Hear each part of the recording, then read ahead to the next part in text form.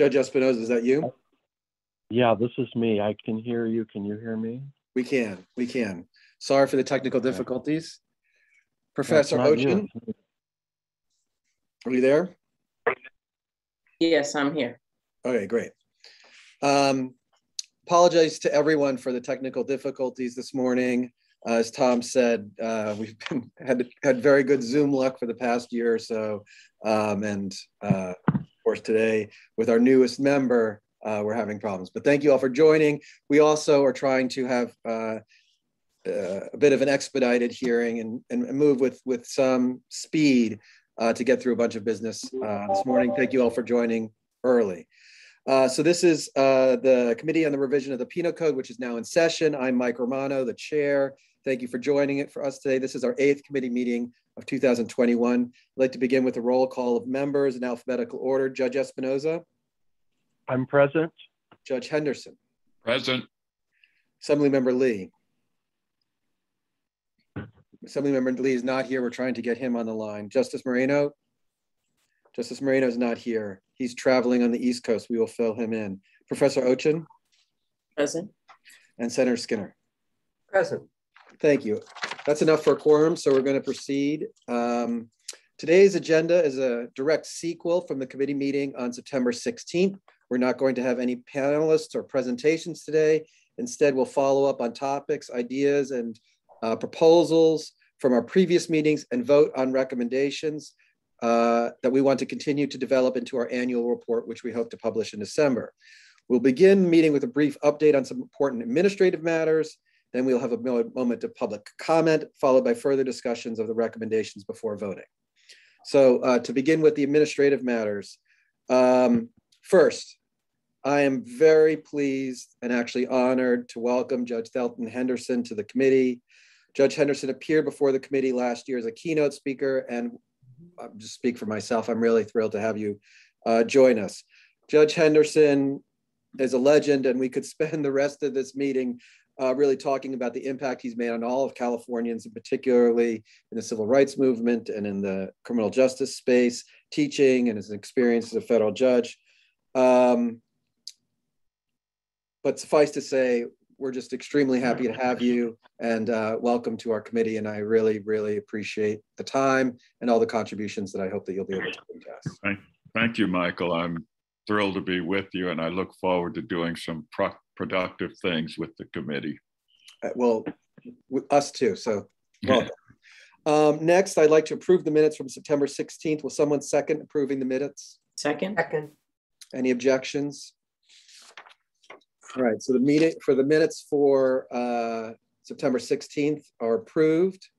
And the final administrative matter is I'm happy to announce that the job posting for one of the committee's new attorney positions has been posted. If anybody as a committee member, staff, or in the public is interested in the position or knows somebody who might be good to join us, please go to the committee website and be in touch with Tom. We'll be coordinating the applications. Are there any other administrative matters, Tom, Brian? Nope, we're good. All right, good, thanks. Now it's time to discuss the potential recommendations to adopt and further develop for our annual report. Committee staff will walk us through a slide deck with updates to the recommendations based on our discussions last time and from our previous hearings throughout the year. Please note that by law, we can only vote on the recommendations after public comment.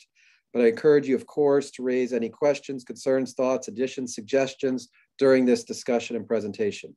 I also want to emphasize that while we'll be making substantive decisions and recommendations today, the committee will publish a full report with detailed analysis, updated data, charts, and research likely in December, as I mentioned. This will be a separate from and in addition to our report on the death penalty, which we hope to publish next month.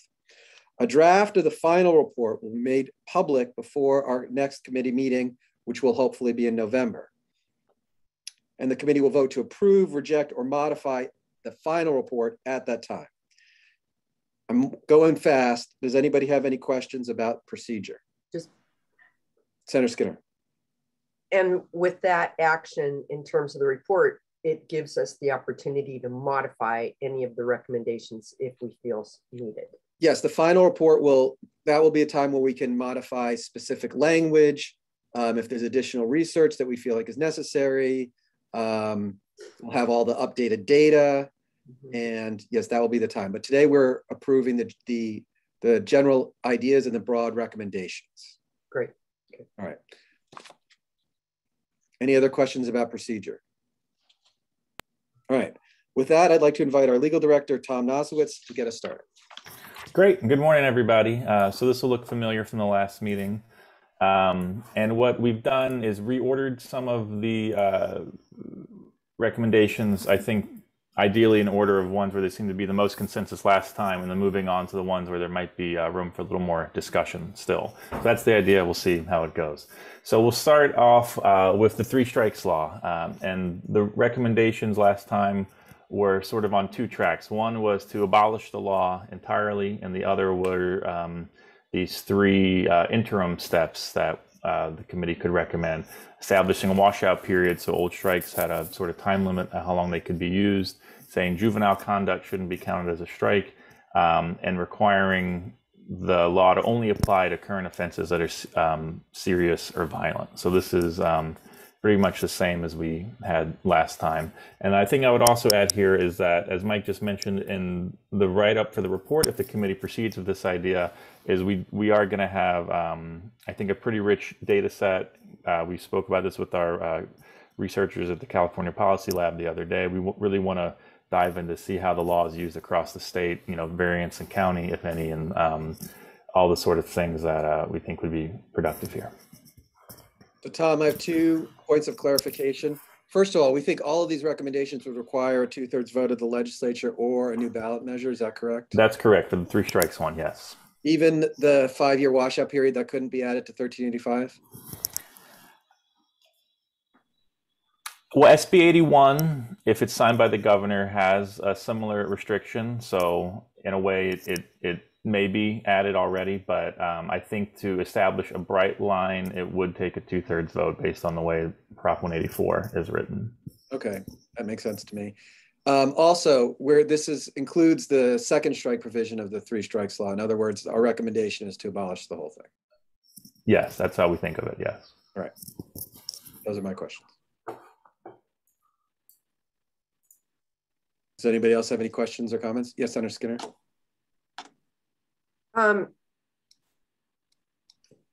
When we say at minimum, I guess I'm trying to figure out what we would actually be recommending, and whether we are recommending 2, 3, and 4, which would be modify or limit the 3 strikes law versus abolish, because 2, 3, and 4 don't per se abolish it.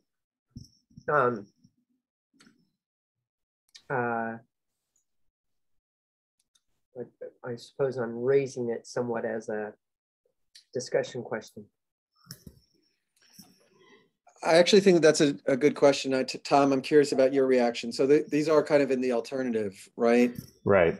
So I think the discussion last time, there seemed to be a rough consensus to go with number 1, to abolish, but at a minimum to say, well, even if, the legislature, the voter initiative doesn't go that far, these other 3 steps are very important and would, particularly number 3, which would eliminate a lot of the use of nonviolent second strikes, as they're called, would be go a long way towards number 1 without quite abolition. So that's why we phrased it as, at a minimum, do these 3 things. It'd be similar, I think, to the approach in the death penalty report, where the top line recommendation was, the death penalty just isn't working. It should be eliminated, but in the interim, do these things as well. So I think it's sort of a both and proposition is how we were thinking of it.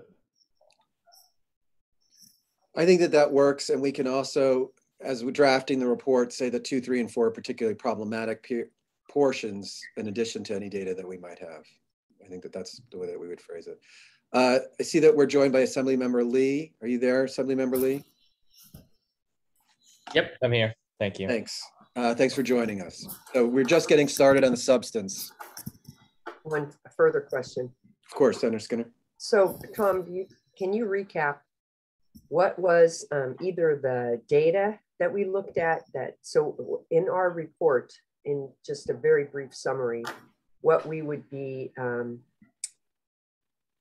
how we would characterize why the recommendation of abolish the 3 strikes. I think there's 2 main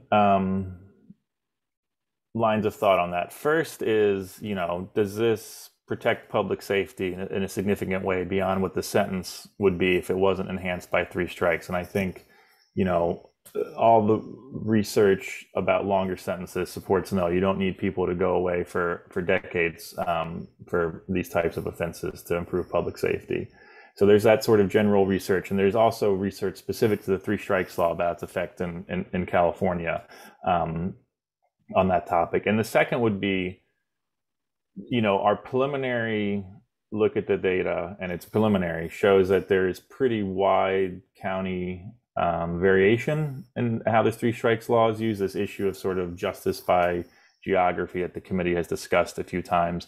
And I think the racial disparities here as well are even worse than they are in the rest of the system. Rick has sort of been looking into that. He could give perhaps a few more details, but that's sort of in general I think the top level reasons. And of course, there's the huge cost reasons and just those things that I think are important as well. But I think the public safety effect and the disparities would be what I would headline. Let me just give you a quick highlight on the racial disparity, at least with it. First of all, the 2nd strike provision affects it's the biggest group of folks who are currently incarcerated. I think that we have about 25% of the entire state prison population is serving a 2nd strike sentence. So it's a big chunk of the folks. There are also other recidivist enhancements in addition to the 2nd strike and 3rd strike rule that this would not touch. So there would remain other discretionary enhancements aside from that. But the racial disparity with regard to the 3 strikes provision, I can tell you, is about California's population, I think it's 7 or 8% Black. Our prison population, I think, is about 28% Black. The 3 strikes population is about 45% Black. So it's just a staircase up of concentration of racial disparity. We'll get the exact numbers, of course, for a report, but I think that those are some important things to note.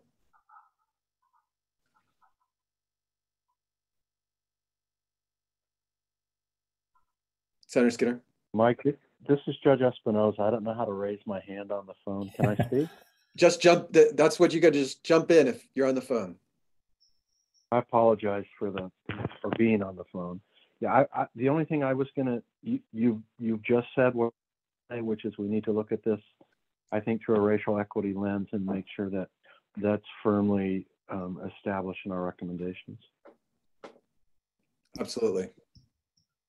Senator Skinner, were you going to say something? You're on mute.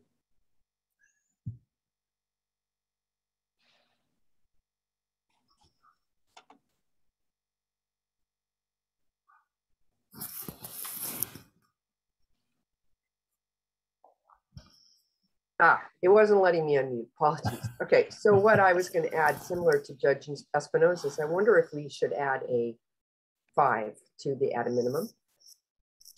Now that the legislature has approved the, and forgive me for not remembering the exact name of the law, it was Assemblymember Colra's law that Governor Newsom signed into law last year. I believe it was the Racial Disparities Act. Racial Justice Act. Racial Justice Act.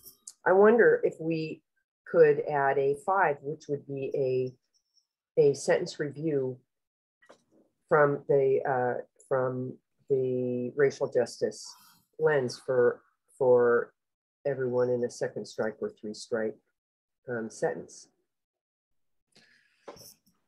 We have, Tom, correct me if I'm wrong, but I believe SB 81 currently does that. Is that correct? Should it be signed by the governor? I don't think I have a past. It doesn't have a retroactive. That's right, Senator. It's explicitly not retroactive. There was a bill that I believe became a 2-year bill that started this year that would make the Racial Justice Act retroactive. And that would, from my understanding, would apply in this situation as well. The proof there, I think it's challenging for a defendant to make out, but that is in the works, at least, of having a bill addressing that issue. But also, is it in SB 81 as a presumption to dismiss? Yes, but that'd be for current cases. That wouldn't be the look back that I think. Correct. It wouldn't be retroactive. Senator Skinner and then Professor Ochin, if you wanted to follow up, Senator Skinner.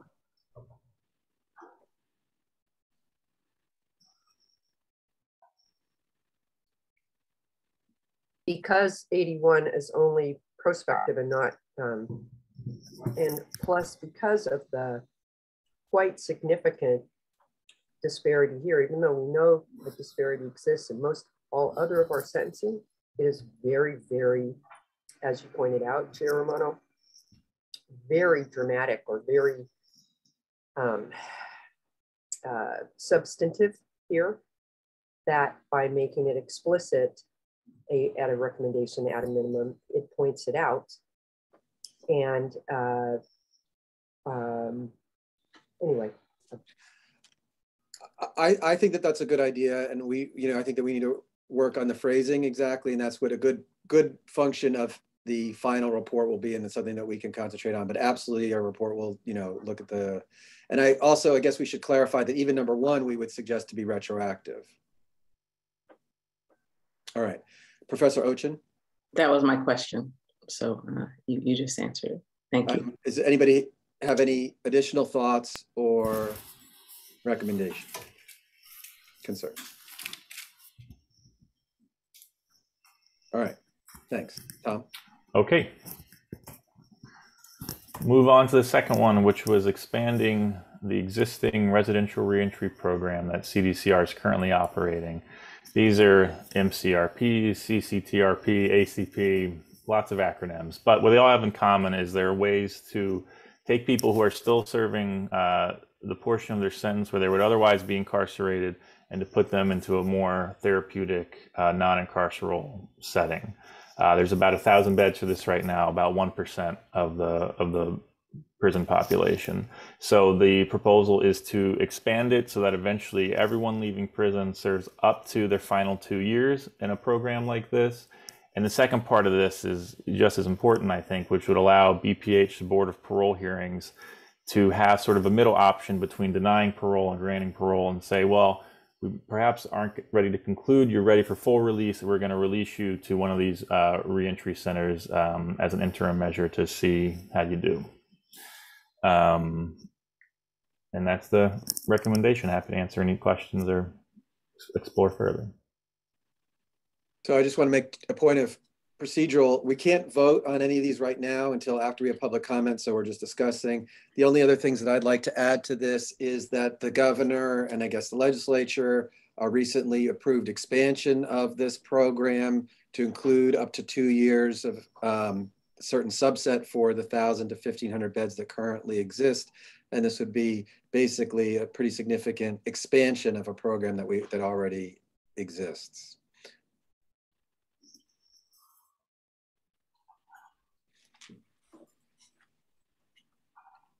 All right, if there are any questions or concerns or suggestions, additions, Professor Ochin.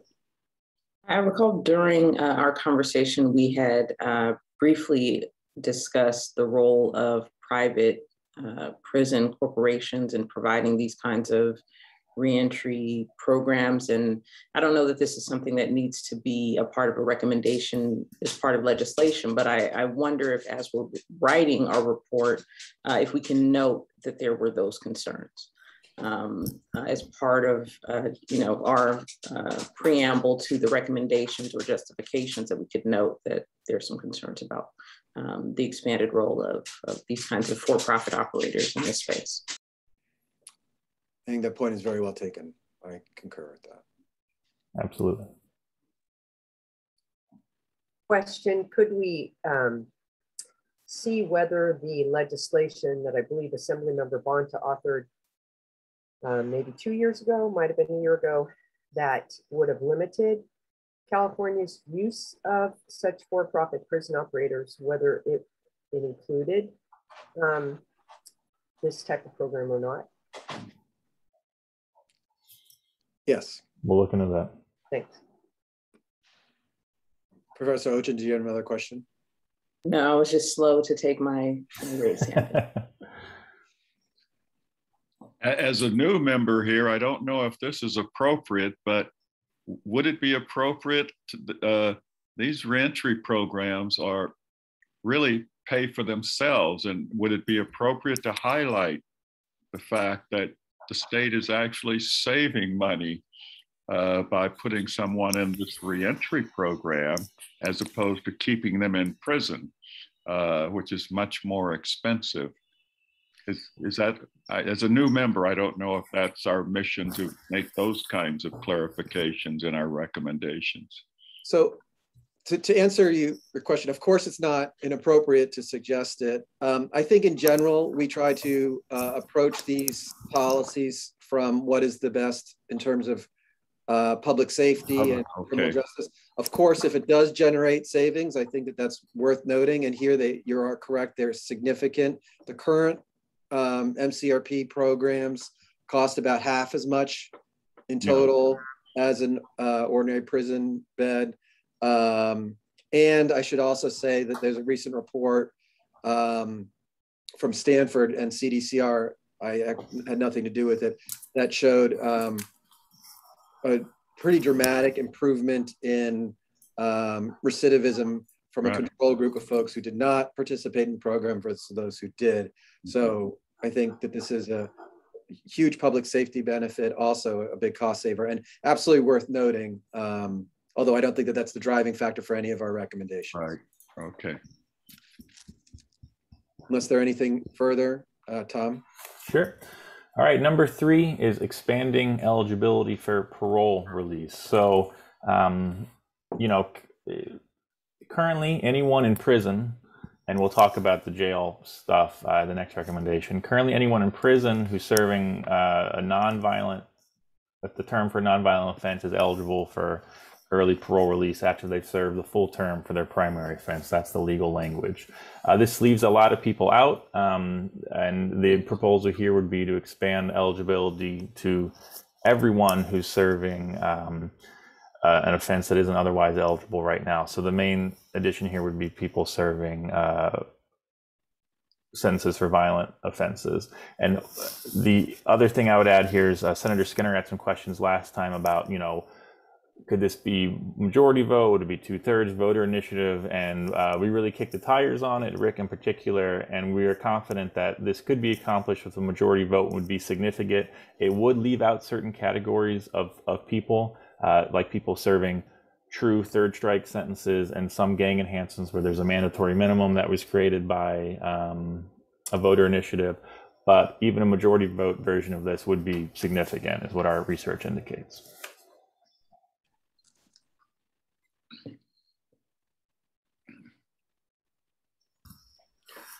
So another way of thinking about this, although it's a little bit confusing because of the majority vote piece, but we already have this for folks who are serving nonviolent prison sentences that Tom mentioned as a result of Proposition 57, and this would be expanding the same paper. What's currently, Jennifer Schaefer testified before the committee about the paper review process because the volume is really enormous. Judge Henderson, I think that this might have even been started as part of the 3-judge panel.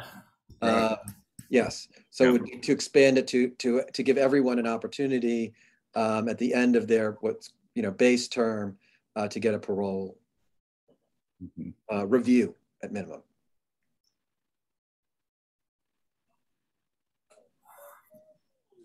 All right, unless there are any questions. Oh, the difference here compared to what we have now is under 57. Let me think. 47 or 57. I may be getting confused, but your ability to go, this would not create the ability to go earlier before the parole board for quote unquote credit for time served, meaning for credits for various programs and such, because those are were excluded from 57, I think it was 57. So it would purely, if I understand this correctly, would purely allow for, as soon as you have served the full term for your primary offense, independent of what credits you may have or what programs you participated in, you would be eligible for parole review. Exactly. And just by way of example, for those of you who might recall, the actual person who was incarcerated who testified before our committee last year, right? He was serving a 35-year sentence, if I remember correctly. 5 years was for the underlying offense, a robbery, and 30-year enhancement for the weight of the drugs in the car that he stole. And this would give him an opportunity to get a parole review at the end of the 5th year, rather than waiting for the 30 years. The grant rate is not high. I think that we should just acknowledge that. Between 15 and 20% of the current cohort who are eligible for this under the nonviolent parole process. But it would expand it to a lot more people, and it would give at least an opportunity. Unless, yeah, Tom. No, that's true, Mike. But I think the thing that was really interesting is when this started with Prop 57, actually when it started with the 3-judge panel version, which was just nonviolent second strikers, the grant rate was about 50%, because I think the initial wave of people, when you start a program like this, there's a lot of folks who will be eligible and present a good case, I think, early on. So I think that's an important piece of it is, if this were to happen in the first year or 2 years, I think it might be a very effective way to,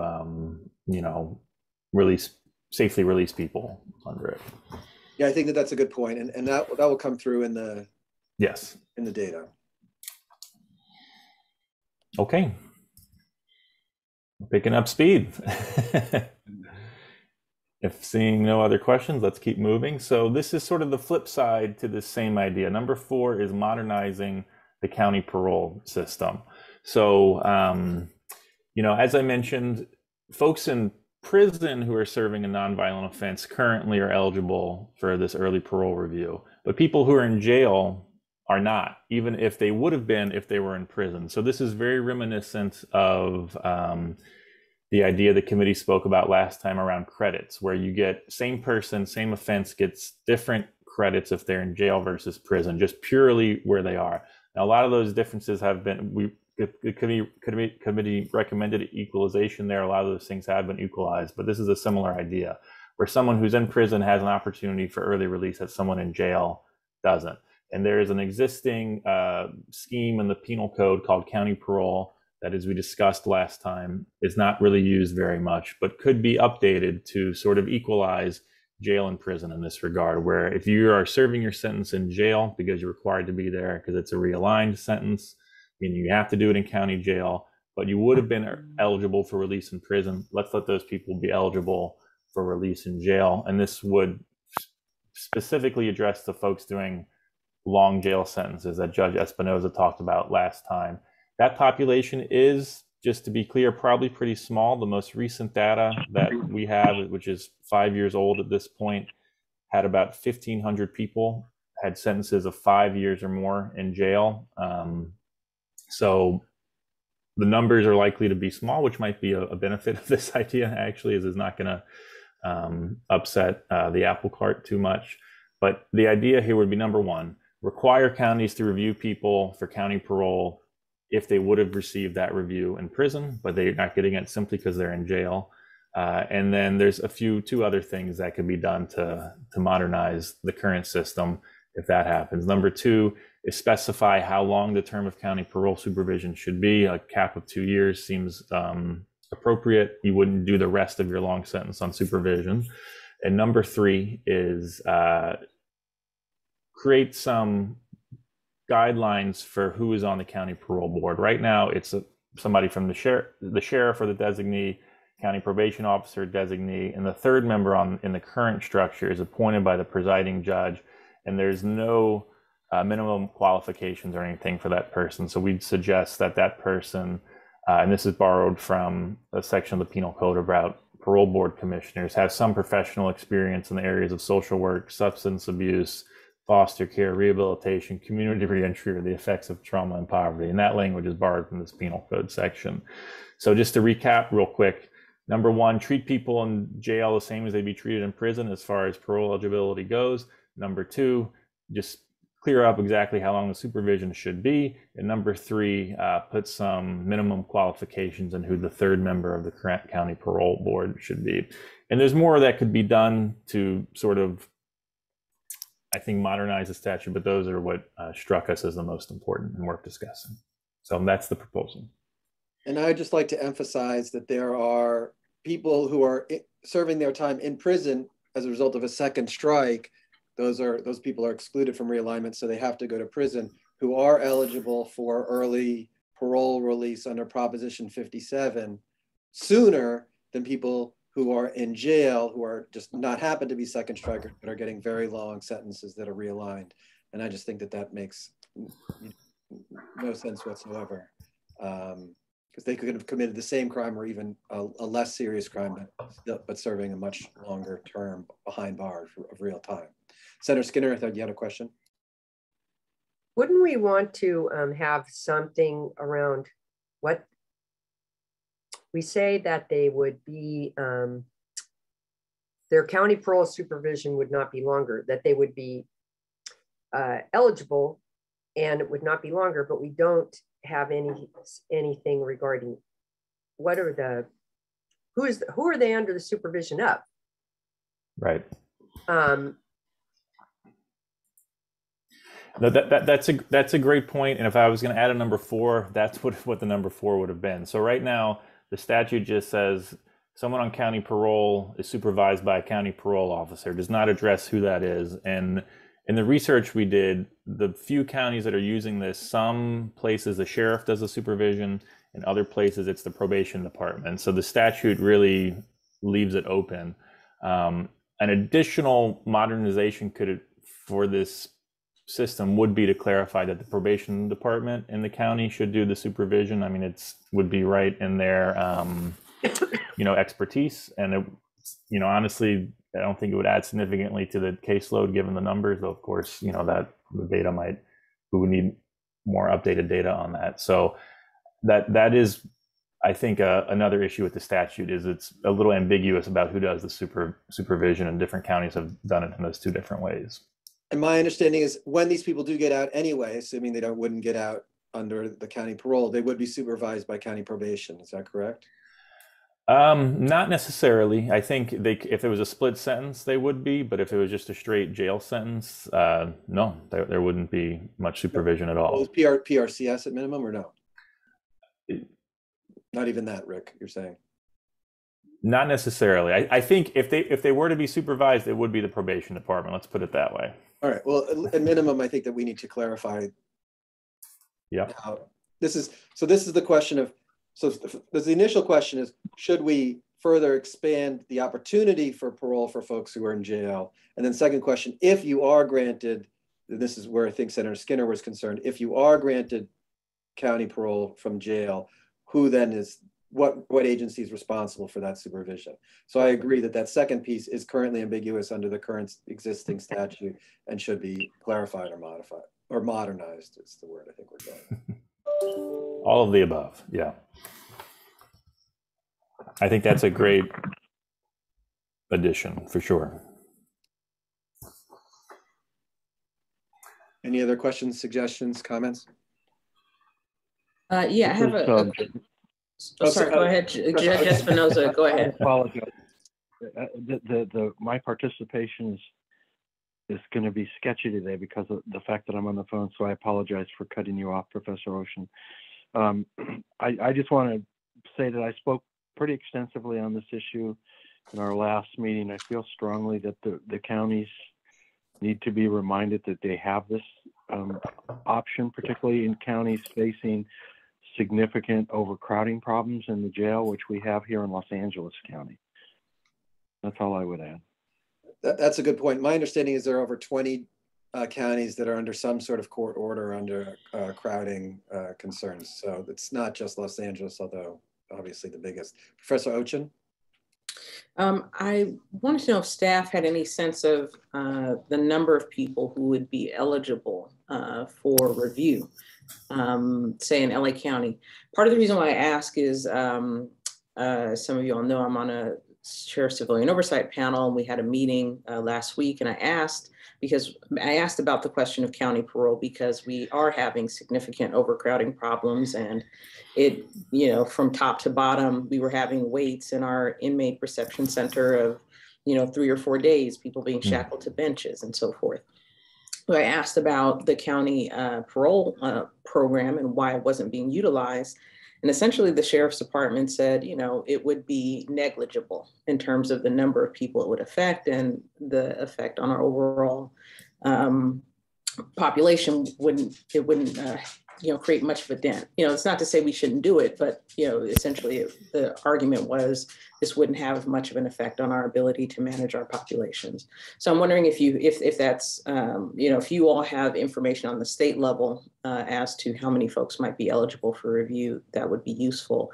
The other thing that I wanted to say is, you know, this is something I, you know, support.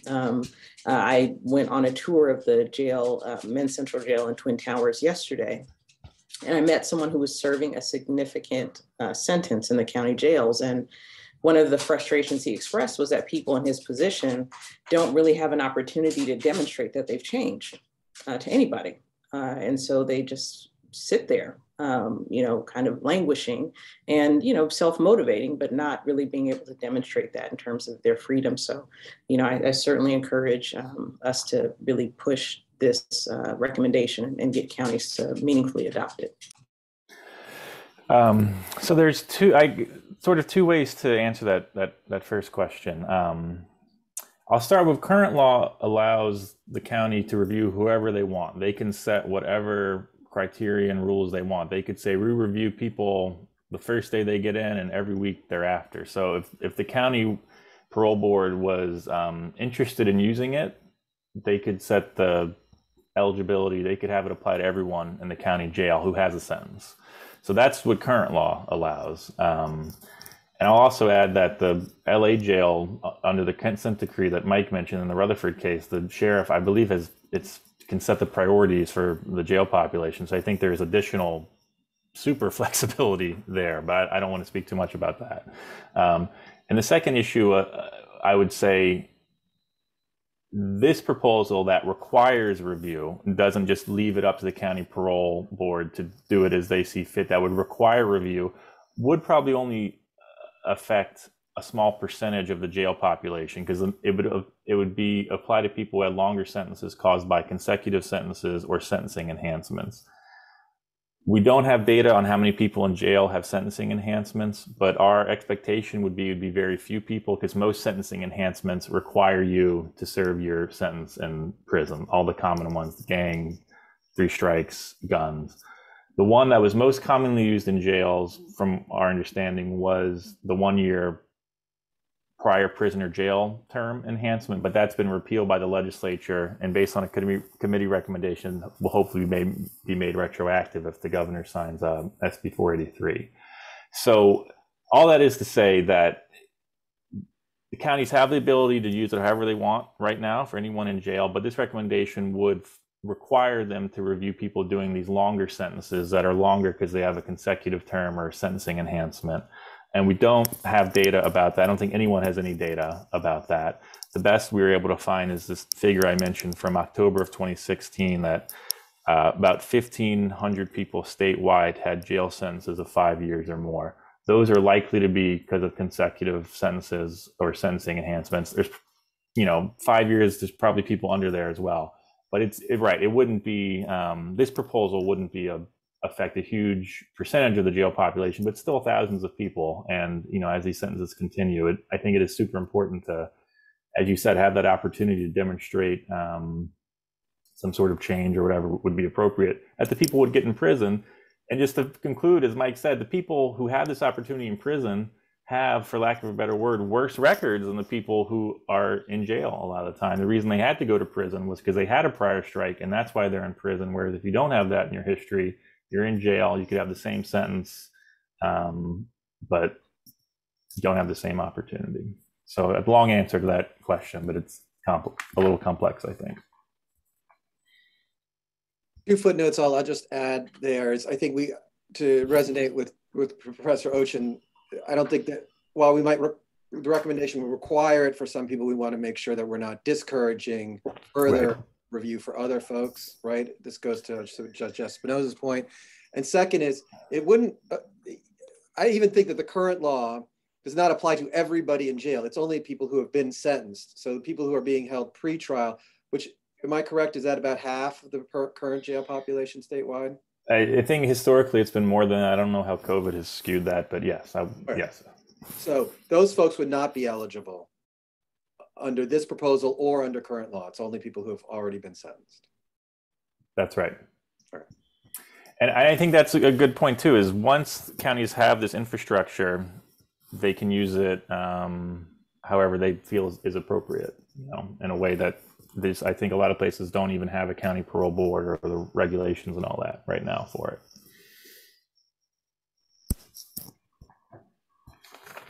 Okay. Any additional thoughts, questions, suggestions?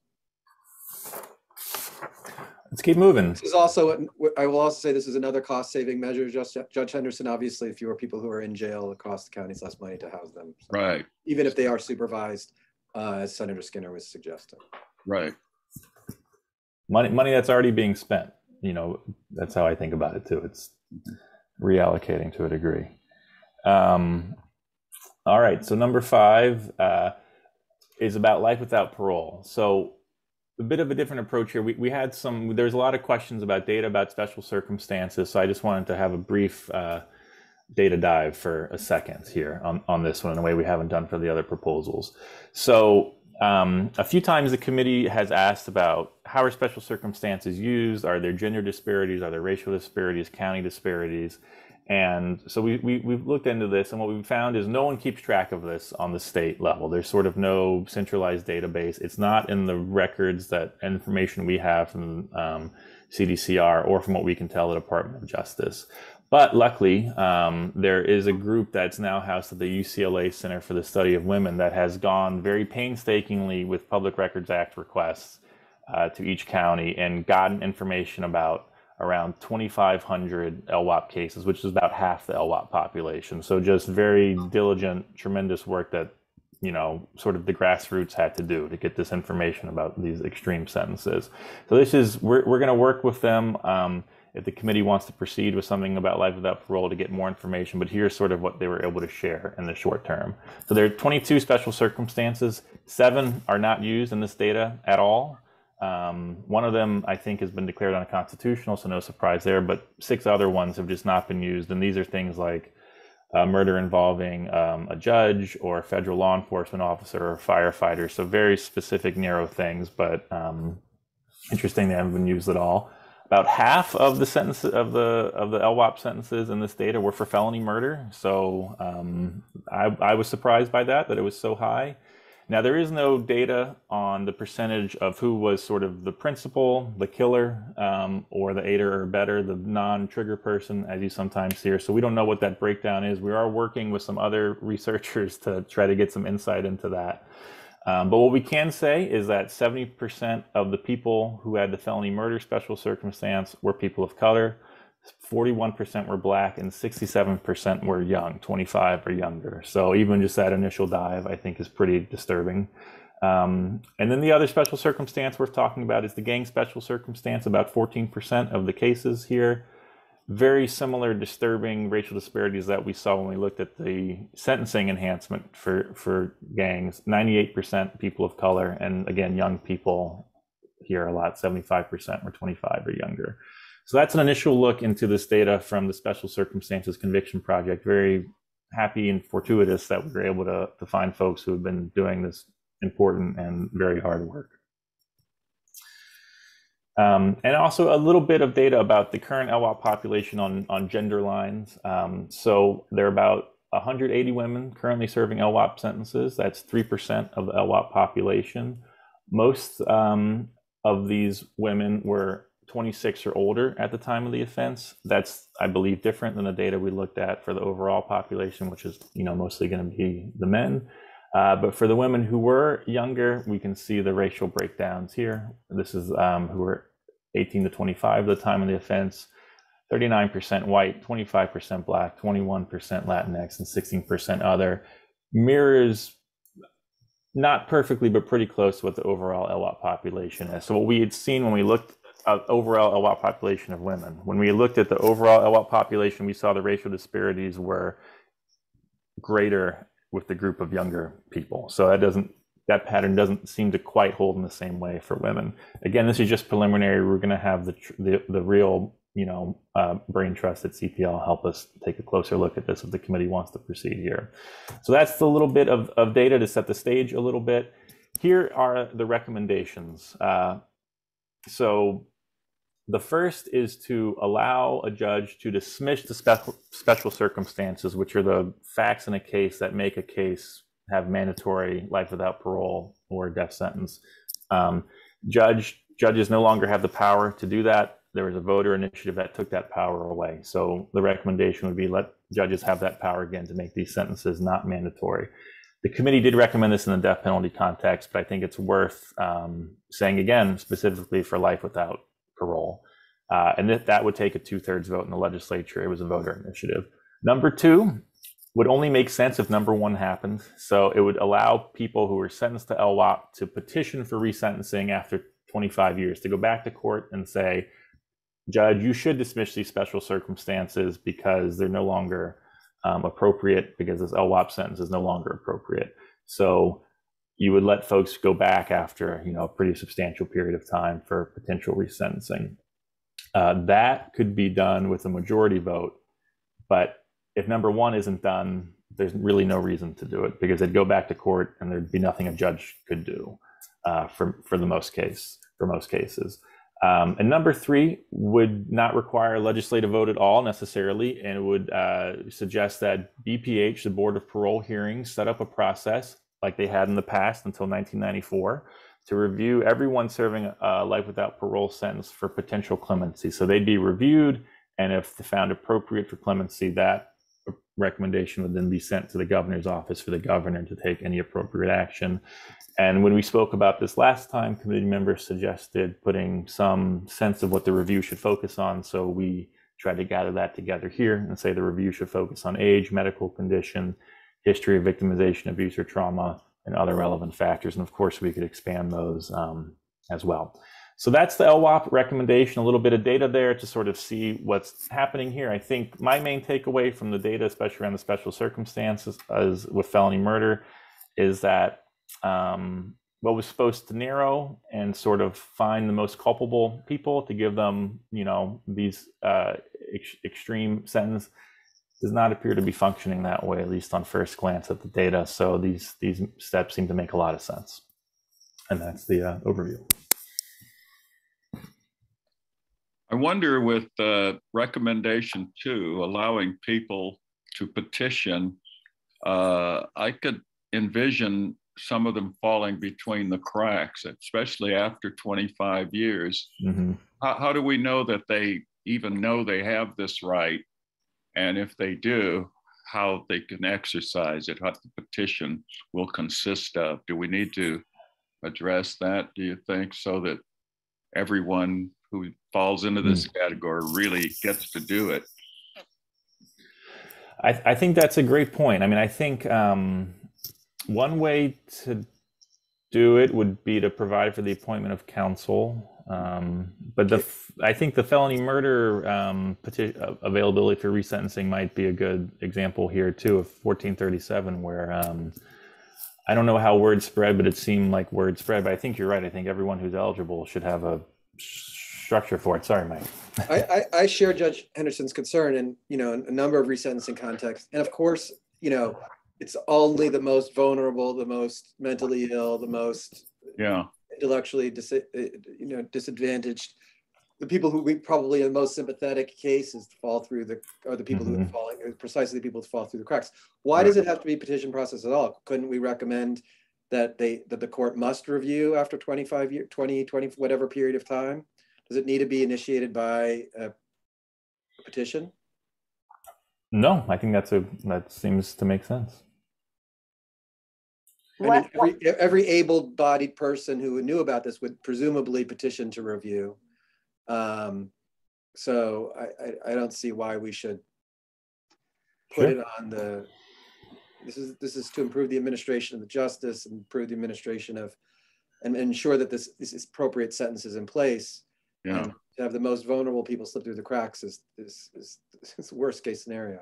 What one thing that did happen during the 1437 process was that public defenders' offices took it upon themselves to review all their old cases and found the people that they needed to find to get resentenced. So there is a possibility of doing that, of enlisting public defenders' offices. That wasn't in the law. That just happened organically once the law was passed. That it was public defenders' offices. Yeah, it was a little more than organic in that there were some external funders who funded some entities to basically support the public defenders in doing that. And also, that's those same funders. Also, there was literally a group of people that visited many of our state prisons and met with people with felony murder sentences and explained the process to them. So that was a externally funded effort once the bill passed. Yeah, I don't see any. Listen, the public defender's offices have done an extraordinary job and are completely, underfunded, I think, throughout the state. They are not experts at these post-conviction procedures, and the more and more resentencing opportunities that happen, they are getting more capabilities to it. Their data isn't very strong. Their data systems have changed, especially 25, we're talking about cases that are now 20 or 25 years old. They're the most vulnerable people, as Judge Henderson was saying. I see no reason not to require a review. The only hiccup that I could imagine, but is that you could be sitting in prison and saying, I'm not ready yet after 25 years. I don't want my case reviewed quite yet, right? I want another 5 years to get my record together before a court reviews it. So I suppose we could, I think that could be drafted around saying, a court is required to do this, but the person must voluntarily, consent to the review, or could delay review for a period of time. But I would not leave it to the current system. Professor Ochin? Just on that point, would we also recommend subsequent reviews? So let's say the person was reviewed after 25 years, there's no change in their sentence. Should there be a subsequent review after that, particularly given that folks who are receiving these sentences are often very young at the time that they receive them? So is that something that we should consider? Curious what people think. My instinct is of course, yes, we want to, but of course we don't want to swamp the system. The way that the current parole system works, right? There's these the parole board this is sort of similar idea, is that if it's not going to approve parole, it can say, well, we're going to come back to this in 3 years or 5 years or 10 years or something. So you could give the judge, you could build it in every 10 years, you come back, every 5 years, every 3, whatever. These years are arbitrary at some point. Or you could give the judge discretion and say, okay, I'm required to review this after 20 whatever years. I see that the defendant is not ready, but I want to revisit this again in X number of years. So I support the idea, Professor Ochin. I just don't know how maybe we recommend kind of broadly and leave it to the legislature to figure out and say and a follow-up review should be set. But I'm not prepared to say what the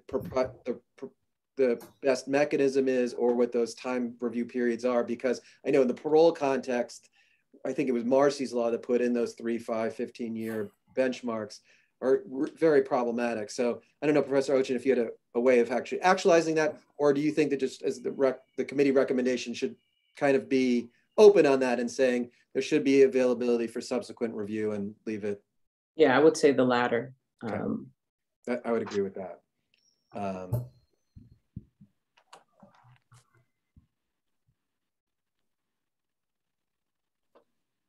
Okay. Great. Number 6. So this is about strengthening alternatives to incarceration. So at the last committee meeting, there was a proposal to add some sort of statement of purposes to the penal code. You know, what is the overall mission of the penal code, or when is incarceration appropriate? Things that the federal system have and the model penal code suggests, and they're usually phrased as statements of parsimony, so that incarceration should be as much as is necessary for the case and no more.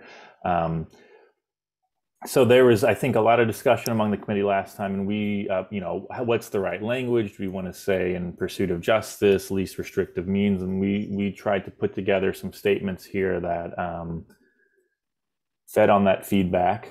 That's a weird expression. That took that feedback and melded everything together in a way that seemed to accomplish the goals that we were interested in. So there are 3 parts. The first is a statement about dispositions in general, and we can look at that language in a second, about dispositions using the least restrictive means possible. The second is creating a pretty direct admonition or directive that for nonviolent charges, incarceration should not be appropriate unless, you know, these circumstances are met. And the third would hone in even further on a specific alternative to incarceration, the current mental health diversion law, and would ease the procedural process of getting people into mental health diversion by saying the defendant doesn't need to show a link between a mental health diagnosis and the charged offense, but if there is the mental health diagnosis, let's presume there's a link unless shown otherwise. So a lot to unpack there, but that's the overview. I don't know if folks want a second to look at the language, because I know that was something you all were very interested in last time, or just dive in. While people are reviewing the slide, let me just propose that we discuss this in kind of almost reverse order, because I think this number 2 is simpler and easier. We currently have a mental health diversion law, testimony that we received and additional research that we received. The current law says you should get diversion is presumed if you can establish that a mental health condition contributed to your offense. We got a lot of feedback from folks who are doing this work on the ground and saying establishing that link, it can be quite difficult, even when somebody is floridly psychotic.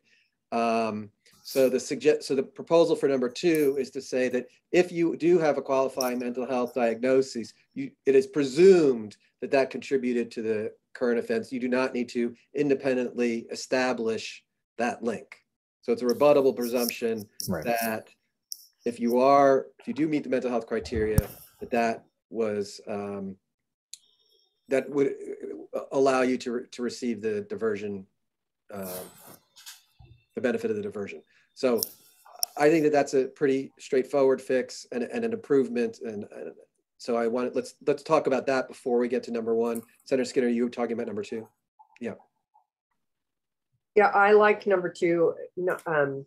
This particular, this aspect of our discussion was very important to me, because in addition to the testimony that that it was difficult in the court setting to make that link, which resulted in many of our people with serious mental illness being either jailed or incarcerated, that it also, the other data that would indicate that that our current system is not working well is the percent of people in our jail and state prisons that have serious mental illness, and that in effect, they are now those in carceral facilities, or carceral facilities are in effect being, I don't even want to call it that they were the mental health treatment facilities, because they are not, but rather they are the place where those who are seriously mentally ill are mostly housed, which is not a benefit to either public safety nor to the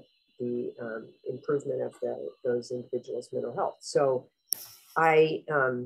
I think this one is very, very important. And I will speak to the other one later, but I think number 2 is very important.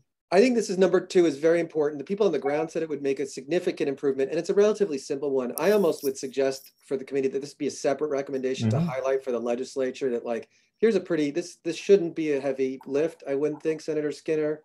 And the people on the grounds think that this would be a significant improvement on the current diversion program. So I would propose that we separate this out. We don't need to do this for the current discussion, but I like separating it out because then any prejudices towards the overall would not necessarily link them together. Okay. So with that said, because I do think it's a pretty straightforward recommendation, let's move on to number one, which the other thing that I would only add is that this would, and perhaps Judge Henderson or Laura, if you wanted to chime in, I believe that this is borrowed in part from federal law, that there's some corollary to this in the federal law statement of parsimony.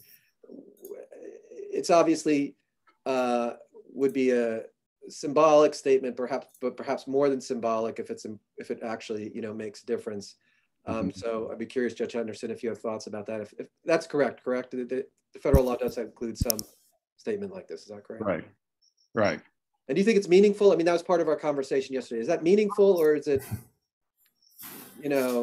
makes people feel better, but it doesn't really make a difference? No, I think it's meaningful. I think it's meaningful. And Laura, your experience, Laura Hoffman, who's staff attorney with federal public defender, your experience was that in some cases you think it did sort of help tilt the scales in the direction of a more lenient set. It changed. Yes, I think it changed. I mean, I think it depends on the judge as always, and the case, but I do think it helped frame what the law was saying about punishment and how it should be no greater than necessary. And I think it was a good way of starting off sentencings to remind the judges of that role. So I think it makes a difference in some cases in federal court, for sure. And Mike, can I just add that the Judicial Council rules, court rules, do actually direct sentencing judges to consider policy statements in the penal code in sentencing. So they are specifically directed to consider statements like this when they sentence. Got it. So, but it does not currently exist in the Judicial Council sentencing. Okay. All right. So to try to have this conversation in a productive manner, I want to parse out the two bullet points. The first is a general statement of parsimony. I think that would apply to every case. Is that right, Tom? Yes. All right. The second is, it includes a general statement of parsimony, but then in addition says that if for non-violent crimes, that it would be even it would create a presumption, right? I know that that's kind of our favorite word, for alternatives to incarceration. It would be more binding than merely a statement of legislative intent for incarceration. Is that right, Tom? That's correct. But I think an important part of that sort of how binding is the language about when the presumption could be overcome, which I think is very broad and would allow incarceration to be imposed in appropriate cases. But it would have to be justified in a way that I think is not currently routine. So I don't know if people have, and again, this is an opportunity when we do the final draft to look at the specific language, but I would say for purposes of today, do we embrace bullet one, well, I'll call it 1A, which is just a statement of parsimony broadly? Or do we embrace 1B, the second bullet, which is statement of parsimony plus a rebuttable presumption in nonviolent crimes? Is that a fair way of breaking it out? I think it's an and. I think they're different and both necessary. Well, let me make that clear. You could 1A for, I'm using the right. 1A could stand alone. Could stand alone, right? The but question they're a package to. I think they should be considered together. Let me make that clear. So is it 1A only, or is it 1A and B? Is it the first bullet point by itself?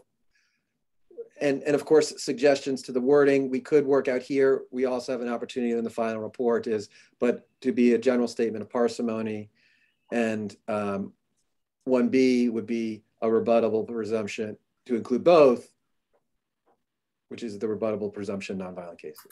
People have thoughts, questions?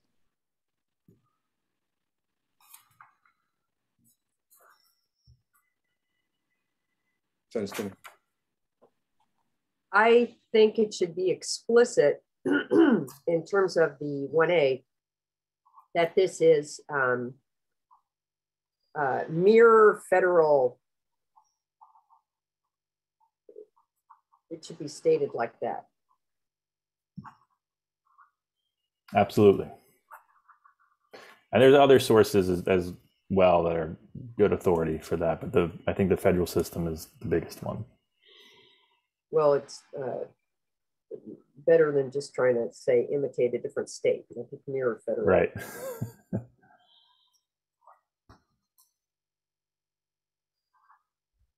Okay. But I'm sorry. 1B is not necessarily a statement to the penal code. 1B is actually a statutory change. That's correct. I think they would both be added. Should separate them. It would be 1 with that first bullet and 2, because 2 requires statutory change versus a statement to the penal code. I was thinking they would both be statutory changes to the penal code, but I'm happy that I may not be thinking about it the right way. Well, I suppose you have to add a statement. Yes, you have to put something in, but it doesn't have the same weight. Right, right. Yeah. That's correct. Absolutely. Professor Ochin? So I think this is sort of a restatement of my prior question about retroactivity and so forth. So let's say this is enacted by the legislature and there's someone in county jail or state prison who's serving a custodial sentence for a nonviolent crime. Would they be able to petition to get back before a judge to have this presumption applied is my question. Well, this wouldn't add any ability that doesn't exist in the penal code right now. So right now, within 120 days of sentencing, you can go back and ask to be resentenced. I think that's rarely used, but perhaps when there's sort of a policy statement like added in the law, that would cover a few people. But for folks whose conviction was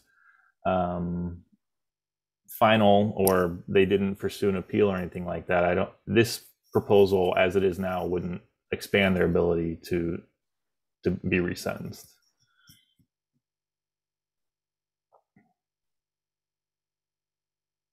I'm of two minds about this, and I'm curious what other people think. On the one hand, I think that any change in sentencing law should be automatically retroactive. It just makes sense as a basic sense of fairness. On the other hand, judges do have discretion to not impose sentences, custodial sentences in nonviolent cases already. Anybody who's currently incarcerated, the judge obviously chose not to do that. Now, this presumption wouldn't have been in existence at the time. And just given the volume, I'm concerned about just administratively the reality of that. But I do think as a committee, we could take the position that in general, that ameliorative sentencing laws should be retroactive. I wouldn't want to lose this idea because of the prospects of, tens or 20, tens of thousands of people petitioning in many cases where the judges have already said clearly that they would not exercise this even if there was a presumption. So that's why I'm of two minds. Professor Ochin, I was wondering if you had a reaction to that or. I think I want to think about this a little bit more because I can imagine that there would be resistance to enacting this provision if it provided an opportunity for petitions for reconsideration of a final sentence, particularly from the Judicial Council. So I'd like to think about that a little bit more, perhaps as we consider our final report. Maybe that can be a question. Yeah, I think that we can proceed with this. And again, I don't think that we need to do this right now, but my suggestion would be that I don't want to add to I will just say for my purposes, we don't need to adopt this as a committee position, is that ameliorative sentences should be retroactive. That should just be, period. I would agree with that general proposition. And I wonder, should that be is there a proposal where that would be expressed? Should that be in the penal code, or is that just something that we would recommend to the legislature anytime they adopt sentencing reform, that they should consider making it, or that they should make it retroactive? I think that latter position, Professor Ochin, has been what the committee has done so far, has sort of piece by piece, when there's been something that'd be retroactive. I think that's the position we've gone in without making it a sort of de facto policy statement. And the penal code would need to be amended pretty significantly, I think, to make that a piece of the penal code as well. I don't even want to mention the words in re strata, but that's the case. That does it. I don't want to jinx us. Yeah, this is a very complicated area of law right now in the courts. Well, I think that Professor Ochin is right that we should sort of try to work this out in the final, the retroactivity piece. Yeah. For the purposes of today, are there any objections to 1A, 1B, or 2? But just to be clear, we would be separating out 2, would not. So it'd be right. Like essentially 7, mental health. Sure, yes. And 1A would then be followed by 2, which is the second bullet point. Just to make sure that we're on the same page, Senator Skinner. Yeah. So all 3 of these could be 3 separate, or is that what you're suggesting, that all? Well, it doesn't, the second bullet under add a statement doesn't have to be separate from strength and alternatives. It just isn't the same as adding a statement. No, correct. It is I think this we can also work out in the final drafting. As a matter of, we agree with everything that's on this slide. Exactly how it's framed in the final report, I think, is that we will push off to another date. Right. At minimum, number 2, Professor Ochin, would be its separate recommendation. I think there's a question about whether 1A and 1B should be separated, is what sort of Senator Skinner is alluding at. I think that's a form over function. So let's push that to deciding when we do the final report. Tom. All right, let's keep moving. Number 7. So this is about allowing appellate courts. So after you've been sentenced, you appeal your case, allow that court to reduce the sentence without giving any deference to what the original judge did. As we discussed last time, this would be a radical change to sort of court culture, I think, right now. Totally permissible, could be done with a majority vote in the legislature, I believe, but would culture-wise be quite radical. The reason to do it, and to not sort of let that necessarily be the reason not to do it, I should say, is New York State has had this for decades, and appellate judges there use it in appropriate cases when a sentence is just excessive without violating the Constitution or meeting other hurdles that are extremely high and basically impossible to meet. It gives appellate judges a chance to take a second look at a sentence that was just imposed. Happens in New York, also happens routinely in Europe, is what one of our panelists told us in July. And Mike, you would ask just to do some sort of back of the envelope calculations of, say this happened, there was a sentence reduction on appeal in 2% of the cases that are appealed. That'd be about 108 cases a year. If it was 5%, it would be about 270 cases a year. So this is a year. So this is not a one-time impact. So the number of cases of, just assuming those percentages are real is not extraordinary, but not nothing either. And that would add up, quickly over time, I think. And I think also part of it would be allowed to be done in every case, even when there was a guilty plea. This is just mirroring the New York structure. Justice Moreno, who's not here, I think was, skeptical of this idea. So I want to make sure that is added to the discussion again. And I think Judge Espinoza shared some of that, but I don't want to speak for you entirely. But that's sort of an overview of this proposal.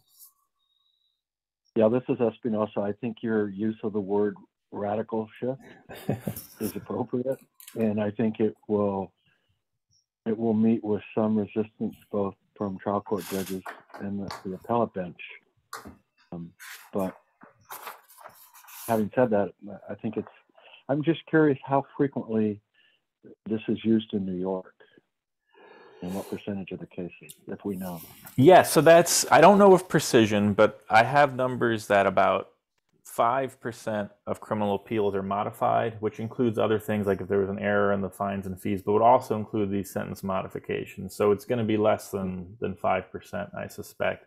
And what I think it also does is it affects the number of reversals of the conviction where really what the appellate panel is worried about is the sentence, but they wouldn't necessarily have a way to directly adjust the sentence. For me, this lets the proceeding in court be about what I think is the most important thing is what is the result of this case? What is the sentence or other resolution that happened? And is that appropriate? Is it excessive?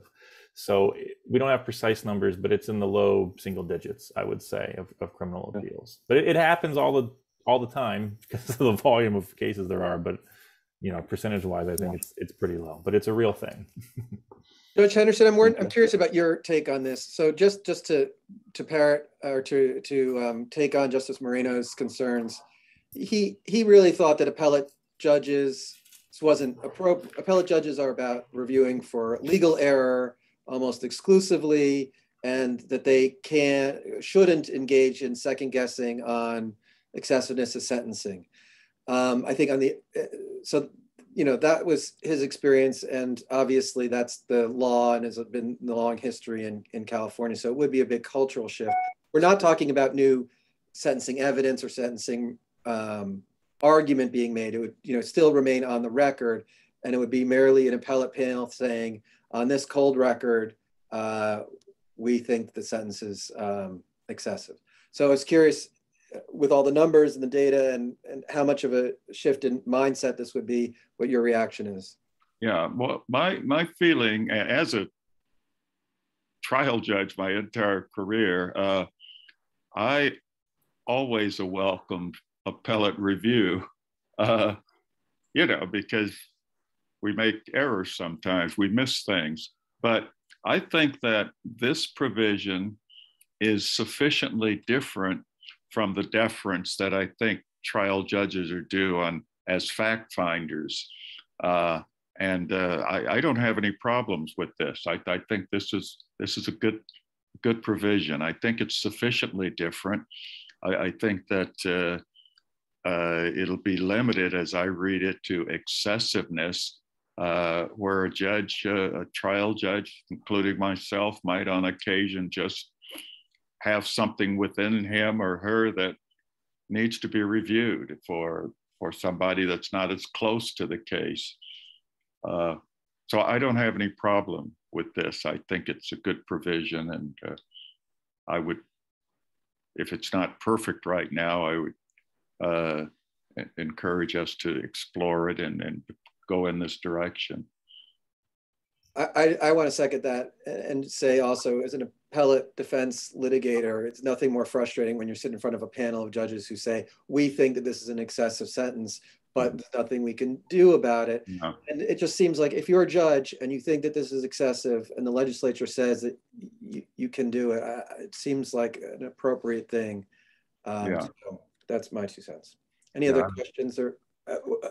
But I do, because he's not here and he's the only appellate judge on this committee, I do think we have to take with a large grain of salt, or whatever the appropriate metaphor is, Justice Moreno's concerns and how much of a culture shift this really would be for the appellate court, and also probably for trial judges too, who are not used to having people looking over their shoulders on these particular questions. Mm-hmm. All right. With all that said, do any of you have questions, thoughts, suggestions, additions? Senator Skinner? I can see it on the tip of your tongue. Well,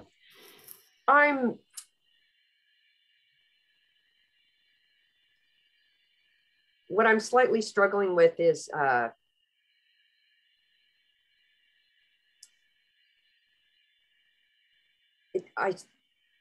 charge is review of the penal code. And I suppose this would be a adjustment to the penal code. But what we're trying to correct here is because of, I'm presuming here, we're trying to correct for the existence of the penal code having, we might say, already the ability to too frequently provide for excessive sentences. And I'm just wondering whether the other actions that we have taken, if they are enacted, would do this without the requirement for having to go before a judge to review. In other words, so many of the things that we have just, if we adopt them, and if they are allowed for a retrospective look versus just prospective, so like my felony murder law, then it in effect would allow for it. So I'm struggling with perhaps what's the better approach. I think that's a sound response. And Tom, correct me if I'm wrong. So Tom was, just for everybody's reference, an appellate litigator in New York State. So he actually litigated these cases. My understanding is that a large portion of these cases aren't necessarily like just on the face, 100-year sentence is excessive, but that the disparity in sentencing within a jurisdiction for two defendants who committed similar crimes, that there's a great disparity to try to even out the disparity between judges in the same courthouse even, and say, here's 5 cases that were very similar cases and much more reduced sentences versus defendant X, who it seems like an outlier. Tom, is that a fair way? So it's not necessarily excessiveness in that just the raw number is huge, but excessiveness relative and trying to even out some of that disparity. That's right. Those were very common arguments, and especially if there's a co-defendant who more culpable, less serious sentences happens sometimes. It's traditional appellate arguments. And I would say a sentence reduction of even a year or two, I think it's very easy for us to say, what's the big deal? It's a year. But if you're serving that sentence, I mean, that is the most significant thing in your case. The conviction is important, but if you don't have to do your full sentence, and if you have a 4-year sentence, you get a 1-year reduction. I mean, that is winning the World Series and Super Bowl for a lot of people, unfortunately. So the reductions don't need to be, a 100-year sentence to a 5-year sentence, a 6-year sentence to a 3-year sentence. I mean, that is very significant for a lot of people. So I think, Senator Skinner, you're absolutely right. If 3 strikes was gone, that would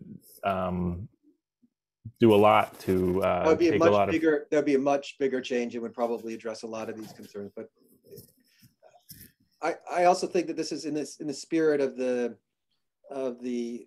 statement of parsimony, that it is a appellate assurance of some uniformity of sentencing, and to strengthen that. That's the way that my perspective is on it.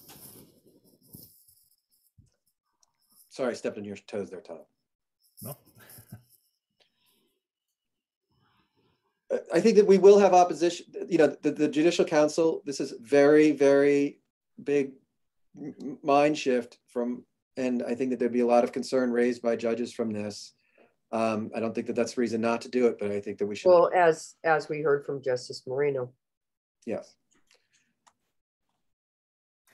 And we could, if there's more, to use an appellate term, we could make more of a record about this as well by hearing from judges who have done it or practitioners from places that do it. If that would help the committee consider it or help in the legislative process, there, as I said, New York's a big state, and this happens with some frequency, and I think there are other states that do it. It's just New York is sort of the best, peer state for us, I think. I think that would help. I partly, I suppose I'm reacting as a legislator to not with any kind of fundamental opposition to what is expressed here, but if I look at our recommendations as a whole, I'm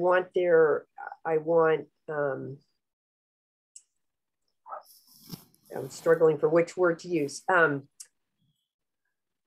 I don't want people to feel like we are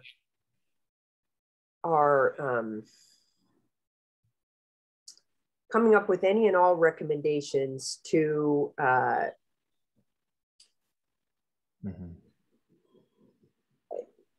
to completely gut California's penal code, but rather that we have carefully considered what we feel are excesses in our penal code that do not serve public safety. And so this on its own definitely represents that. But when I add this to all of the other things, and I don't know whether I'd weigh this higher or the other items higher, and maybe the other items I would weigh higher, because this judicial discretion is important, but again, as someone commented, it does depend on the judge. And so if the judge doesn't have the same point of view, it won't necessarily result in the outcome that we might have in mind, and the other recommendations do. So I'm also trying to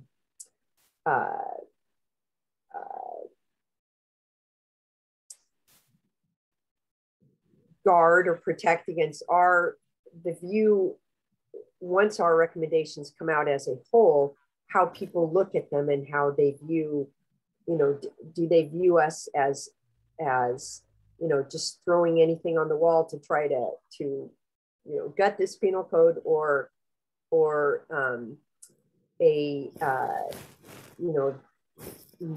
more deliberative. This might, I share that concern, Senator Skinner, especially, and I'm taking Justice Moreno's concerns too.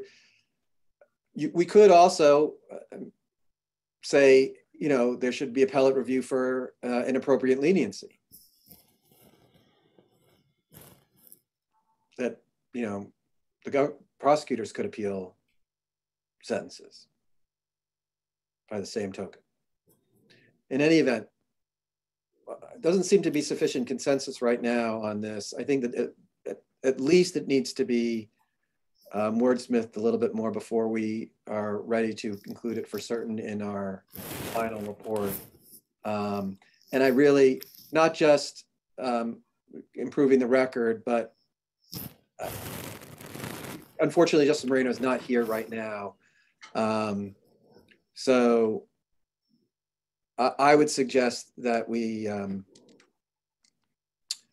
maybe we draft this as part of the final report, but we put a serious yellow flag on it before we approve it as a full recommendation. That seems appropriate, yes. Okay. That'll save us work for next year. We'll have it done for 2022. Well, I'm just joking. Yeah, no, I think no problem. All right, well, let's move on to the last topic, which is parole. So, this is something that the committee discusses at almost every meeting, I think, and obviously is a very important issue and something the committee made recommendations about last year. So I thought it'd be helpful to sort of refresh our recollection about what the key recommendations were from last year, since I think it'll feed into what the committee may want to say this year. So, there were more than these two, but we boiled these down to what we sort of saw as the key one. So the first one is that the standard for when you get out, which right now, depending upon where you look, talks about a risk to public safety, should be changed to, and you can see the language here, an imminent risk that the parole candidate will commit a serious or violent felony if released. And that was borrowed, I believe, from the equivalent issues in the Norwegian system. And the second big part of that proposal, I believe, was establishing rebuttable presumptions that a candidate is suitable for release if certain things are true. So this is an attempt to figure out a way to take some of the subjectivity out of the process, which is what we heard from many people seemed to be a real problem, was that, it's too subjective. There isn't sort of a clear way to know how you can get out. And those presumptions would be if the offense was nonviolent, had a connection to mental illness, low risk on the risk assessment, no recent rules violations, things that seem to be predictive of someone's chance of success once they got out. So that's an overview of the recommendation last year. I also want to say a quick word about data. When we last spoke, we had not yet received any data from the Board of Parole hearings. I'm happy to say we have received data since then. It's information on a year of parole hearings that were held in 2019 and 2020. It's only information about hearings that were held, not everyone that was eligible. But at first glance, it's very rich. It has demographic information about numbers of rules violations, the person's classification score, who the parole hearing commissioners were. So very happy that we were able to receive that from the Board of Parole hearings. And we're also speaking to other researchers, including a group at Stanford who has used artificial intelligence to analyze 34,000 parole hearings and to really see what are the factors that may be driving some of the decisions. So we're making progress on the data front. So the recommendation that we talked about last time was basically getting down to what is the core issue with parole hearings. And I believe the committee's feeling was that more people should be granted parole, that can be done safely given the recidivism rates for the people who have been released are so low, less than, I believe, 1% for crimes against people and overall 2.5%, including misdemeanor offenses. That seems to suggest more people could be safely released. And what peer states have done with serious offenses, including New York and Texas, they release about twice as many, or the grant rate is about twice as high. So saying that that's what the key issue here is and that the recommendations that were made last year are a way to do that. And then number two to that would be to double down on the recommendation last year as well that said BPH should release more data to the public to evaluate, how this function is happening in state government. So that's a quick overview of where we are with data and proposal for this year.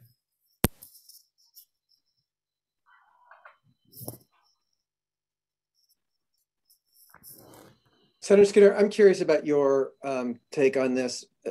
We made this recommendation last year, or even a much stronger one. It wasn't even, almost all of our recommendations were at least taken up as bills, and the vast majority of those passed, and which we're very happy about. This one didn't even get picked up as a possible bill, despite our concern, and despite such widespread concern about this issue. So I was wondering about what you thought was the best way for this committee to proceed.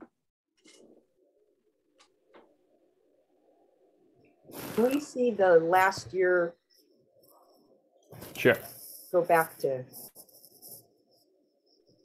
Okay, so the first bullet, clarifying that standard, I think that one,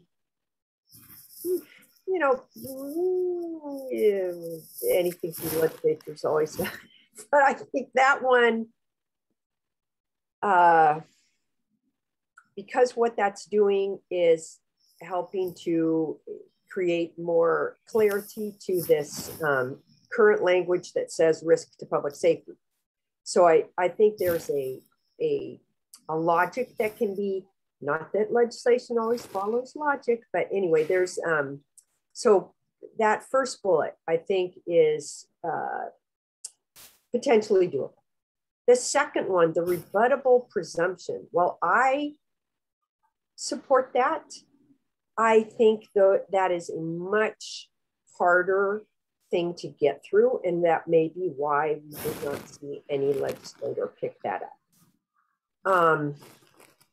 Because there is a perception that the parole process, so we know the data, this committee knows the data that we have a very low grant rate compared to other states. However, there's a perception that the whole point of the parole process is this review of whether you're suitable. And so there, I'm sure, regardless of what the data shows, is this presumption on the part of the legislature's point, that view that the parole board is factoring all these things already. And if they did not grant the person parole, then they determined that this person was whatever, going to be a threat to California. And so I think that the second bullet is harder to get through the legislature, because just in the same way that we've been trying to create more judicial discretion, I think there would be these arguments that we are tying the hands of the parole board. And while I think from our point of view as the committee that's reviewing the penal code, it is our perception now. I'm apologies for speaking for everyone, but the data would indicate to us that our parole board is not following California's constitution. That is more. Our constitution is written in such a way, even though there have been some additions to the penal code that are contradictory or rather confusing, it's written in such a way that presumes you're eligible for parole. But the data would show that our parole board is not functioning that way. So I don't mean to be repeating myself, but I just feel like I'd like to get at bullet number 2. I wonder if there's a different way to get at it than just saying rebuttable presumption. Well, I hear that. Well, perhaps one way to do it is to separate, as we've done already discussed, to separate these out as different recommendations, right? That might be easier for the legislature to swallow. I mean, maybe that means we're, throwing out baby with bathwater or the second, because people will gravitate towards the first. What I do think that we will certainly have in our final report is lifting up the data even more about this, not only the low grant rate, racial disparities. I think the study of from the Stanford study of the 34,000 will show that there's a wide amount of discretion among the various cases, and that it almost can be, I don't know if I would go so far as to say arbitrary, but that people with similar records, some are getting denied and some are being granted, and the fairness, and that's reflected in the lack of clarity in the statute. And the other thing that I think needs to be lifted up in this conversation a little bit more is that we have a very low recidivism rate.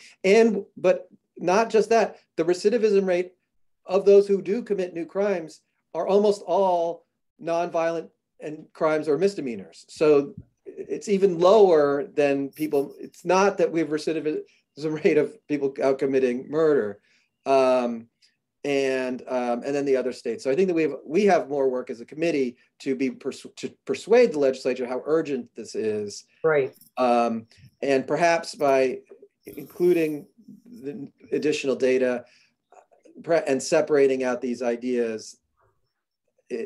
Again, this is going to be as much a design challenge for a report as it is a legislative policy work, but maybe that would make it more effective.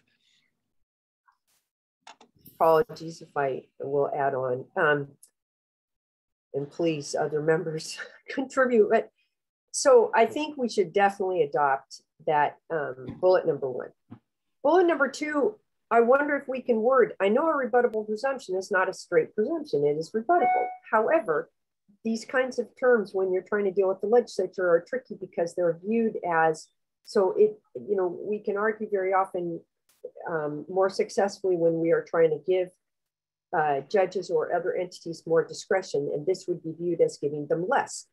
So I wonder if there is a way to word this in such a way that would state that the parole board must consider X, X, and X versus the terminology of rebuttable presumption.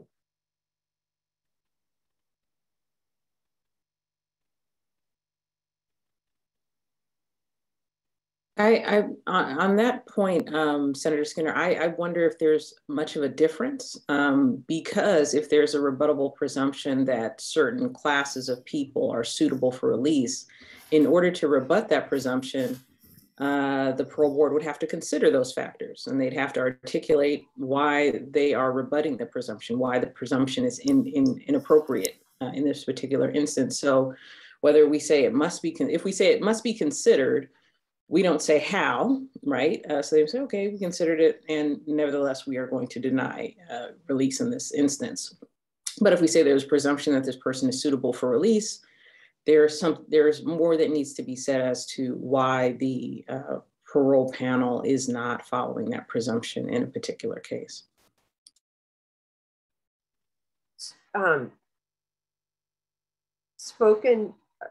Professor Ocean, you are correct. And what I would say is that the vast, vast majority of legislators are not lawyers. And so it's semantics, and that and again, I'm not trying to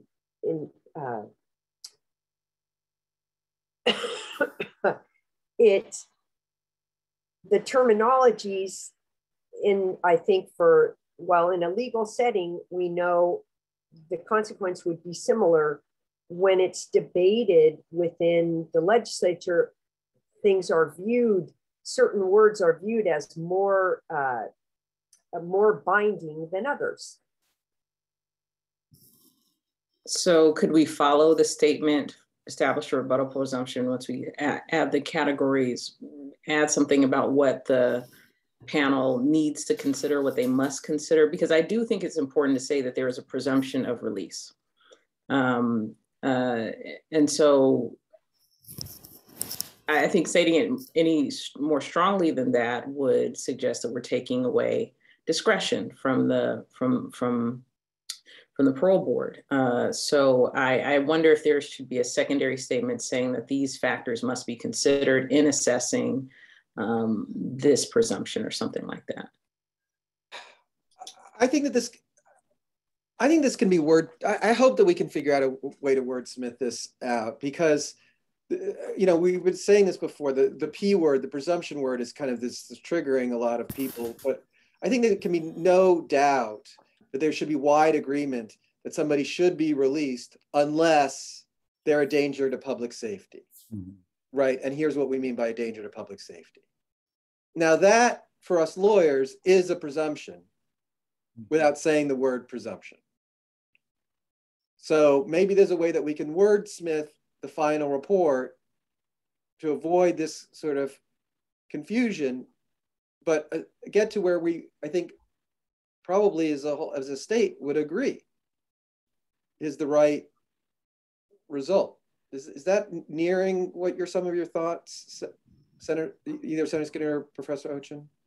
Yeah, I think that's exactly right, the way you phrased it, because I do think we need to maintain a presumption. I don't think it's enough that they simply consider the factors. I think there should be a presumption of release. And so if it's stated somebody must be released unless, or someone shall or should, I think that would satisfy my concern. Agree. Okay. This is, obviously important to us. As Tom said, we've talked about it almost every session. And I personally feel almost more than as much, if not more, of any part that any recommendation that we've made falls so squarely within our mandate to clarify the law. The law here, I think, is extraordinarily confused, ambiguous, conflicting, and really deserves attention from the legislature. So I would really urge, I try to make this as forceful as we can. Okay. Well, to your point, Mike, I think we can lift up all the relevant data that we have, and we have more, I think, than we had last year. And we may have, more studies by, very rigorous studies that will help. And perhaps, simplifying the recommendation to say, the most important thing we said last year was X or something like that, to make it maybe just put all the pressure behind one arrow, whatever the expression is. But it does sound like what the committee's talking about is sort of restating what we said last year about the release standard. That's what I'm hearing. Okay. Any final thoughts on this, the parole standard issue? All right. We can't take a vote until we've had public. Tom, is there anything more to? Sorry, Chair, just before we go to public comment, I unfortunately I have to log off at this point, but I am in strong support of all of the recommendations, and I understand that we'll still be able to take this vote because we will have quorum. So I just want folks to know that I'm very much in support. Thank you for your contributions. If you could just for 1 minute stay just to clarify where we stand as the committee, whereas we will hear public comment and then we will vote to proceed with these recommendations into a final report, with all the caveats that we have discussed, and that final report is what we will vote on. And I hope everybody will we will schedule it to make sure that everybody has plenty of time to review the precise language and the entire report so that everybody feels comfortable before proceeding. But that at the end of the public comment today, we will vote to direct the staff to prepare a final report along the recommendations that we've discussed today. Is that Senator Skinner? Yes, and you said this, but that the action we take is directing them to develop this report with our still having a final action that can modify those recommendations. Absolutely. Yeah. Absolutely. All right. Thank you, Professor Ochin. Thank you all for making time this morning. We're going to move to the public comment section. Thank you, Tom, for leading us through that discussion yet again. This is really important stuff. And in some ways, it's helpful to do over Zoom because we can see the slides. In some ways, it's more difficult, but I appreciate it. And as long as Judge Espinoza, are you still there? I'm still here. Okay, we'll still have a quorum after public comment. So I'd like to take, if okay with the rest of you, I'd like to take a very brief break just so we can all catch our breath for a minute, like 3 minutes. So can we reconvene at 10:33 for public comment, because we all, I think, have places to go. So just a very quick break. Thank you.